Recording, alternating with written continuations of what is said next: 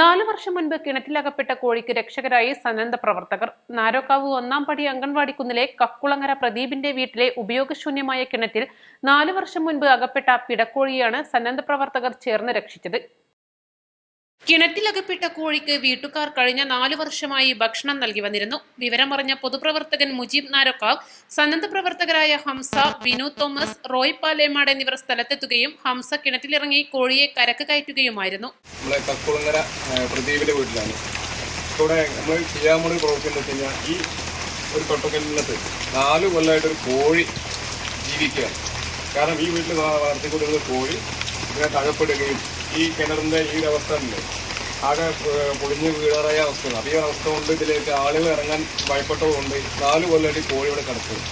നമ്മൾ ആ കോഴിയെ പുറത്തെടുക്കാനുള്ള ശ്രമത്തിലാണ്.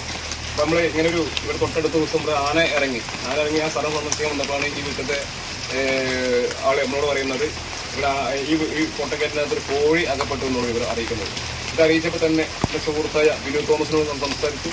വിനു തോമസിൻ്റെയും സഹായത്തോടുകൂടി ഇവിടെ നാട്ടിൽ ഇങ്ങനെ സേവന പ്രവർത്തനങ്ങളിൽ സജീവമായി കൊണ്ടിരുന്ന റോയ്, ഹംസ ഇവരുമായി സംസാരിച്ചപ്പോൾ ആ ഒരു സൽക്രമം ഇങ്ങനെ ഒരു പ്രവൃത്തി ഏറ്റെടുക്കാൻ തയ്യാറായ 2 കൂട്ടുകാരന്മാർ വന്നിട്ടുണ്ട്. ഒരു പ്രത്യേക അഭിനന്ദിക്കുകയാണ് ഈ ഒരു പ്രവൃത്തി. നമ്മൾ ഈ കോഴി എടുക്കാനുള്ള ശ്രമത്തിലാണ്. East live Edakkara.